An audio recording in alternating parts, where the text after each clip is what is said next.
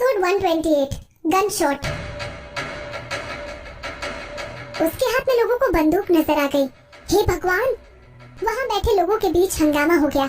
सब लोगों के मन में सबसे पहले एक बात आई, इस आदमी का क्या बैकग्राउंड है जो ये अपने साथ गन लेकर आया है। इंडिया जैसी कंट्री में गन होना मतलब कोई बड़ा आदमी या फिर कोई पॉलिटिशियन। और मोहित के हाथ में उस बंदूक को देखकर कोई भी अंदाजा लगा सकता था कि वो बंदूक मामूली बंदूक नहीं है, ये तो Glock 17 पिस्टल है। वहाँ आए हुए गेस्ट में से किसी ने मोहित के हाथ में पकड़ी हुई पिस्टल को पहचान लिया। Glock 17 दुनिया की सबसे खतरनाक पिस्टल में से एक थी। वो पिस्टल डेजर्ट ईगल पिस्टल से ज्यादा पावरफुल थी। Glock 17 की एक गोली से हाथी को मारा जा सकता था। इस बंदूक के निशाने के सामने आना सबसे बड़ी बेवकूफी थी। अनुज ने अपने गुंडों के ग्रुप को क्रिमिनल से बनाया हुआ था। वो सारे गुंडे ज्यादातर राह चलते लोगों को परेशान करते, उनको मारते और उनसे पैसे छीनने का काम करते थे। उन गुंडों के ग्रुप्स ने आज तक असली अंडरवर्ल्ड गैंग को नहीं देखा था। उनमें से काफी गुंडों ने आज से पहले असली गन को भी नहीं देखा था। इसीलिए जब मोहित ने गन निकाली तो काफी गुंडे तो गन देखकर ही डर गए। अगर उनके साथ और भी लोग होते तो भी वो क्या कर लेते। गन के सामने डंडों का कोई मुकाबला नहीं था। जैसे ही सारे गुंडों ने पीछे हटने की सोची तभी एक आदमी चिल्लाया, इस आदमी से डरने की जरूरत नहीं है। इस कंट्री में गन लेना इतना आसान नहीं है। इसके हाथ में पकड़ी हुई गन जरूर नकली होगी। गोली चलने की आवाज सबने सुनी। सब लोगों ने घबराकर इधर उधर भागना शुरू कर दिया। कुछ तो अपनी जान बचाने के चक्कर में टेबल के नीचे छुप गए। वहाँ आई हुई कुछ औरतें रोने लगी और बच्चे चिल्लाने लगे। जिस आदमी ने गन को नकली बताया था वो जमीन पर लेट गया और उसके आसपास पीले कलर का पानी नजर आने लगा। उसने बंदूक की आवाज से घबराकर अपनी पैंट को गीला कर दिया था। मोहित अपना गुस्सा दिखाता हुआ, अगली बार मैं गोली को हवा में नहीं चलाऊंगा।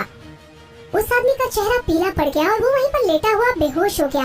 भागो, यहाँ से बस किसी भी तरह बाहर निकल जाओ, किसी ने चिल्लाकर कहा। जो गुंडे मोहित से लड़ने के लिए उसके पास जाने वाले थे वही गुंडे अब इधर उधर ऐसे भाग रहे थे जैसे कि उन्होंने कोई भूत देख लिया हो। विधि ने अपना सर ऊपर की तरफ उठाया और लोगों को वापस हॉल में आते हुए देखा। उन लोगों के पीछे करीब 10 आदमी बंदूक के साथ खड़े हुए थे। मोहित विधि को बचाने अकेले नहीं आया था, बल्कि वो सिचुएशन को समझते हुए अपने कुछ बॉडीगार्ड्स को साथ लेकर आया था। उन बॉडीगार्ड्स ने वापस सभी लोगों को हॉल में लाकर जमीन पर लेटा दिया। भैया भैया, हमने कुछ भी नहीं किया। एक औरत रोते हुए बोली, हमें कुछ नहीं पता, हम तो बस यहाँ पर शादी में शामिल होने आए थे। प्लीज प्लीज हमें यहाँ से जाने दीजिए, हम आपके सामने हाथ जोड़ते हैं। मोहित ने उस औरत की बात को सुनकर विधि की तरफ देखा। विधि धीरे से बोली, इस औरत ने ही मेरे हाथों को आपस में बांधा था। विधि को सबके चेहरे याद हो चुके थे। अगर मोहित यहाँ पर टाइम से नहीं आता तो यही औरतें विधि को जबरदस्ती अनुज के रूम में छोड़कर आती। विधि की बातों को समझने के बाद मोहित बोला, सबके सब शांत हो जाओ, मैं किसी के मुँह से कोई आवाज नहीं सुनना चाहता।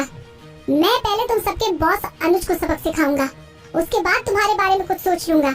अगर मेरे कानों में किसी के चिल्लाने की आवाज आई तो सबसे पहले उसको ही गोली खानी पड़ेगी। मोहित की आवाज ज्यादा तेज नहीं थी, बल्कि उसकी आवाज सॉफ्ट और इमोशनल थी। फिर भी सारे लोग बिल्कुल शांत हो गए। मोहित पीछे मुड़ा और अनुज की तरफ देखने लगा। वहाँ हुई सब चीजों को देखने के बाद अनुज के हाथ पैर कांपने लगे। उसे सीधा खड़े होने में दिक्कत होने लगी। हे भगवान, मैंने किस आदमी से पंगे ले लिए? क्या यही आदमी विदुषी का पार्टनर है? इसकी आंखों में ही मुझे अपनी मौत नजर आ रही है। अनुज ने अपने मन में सोचा।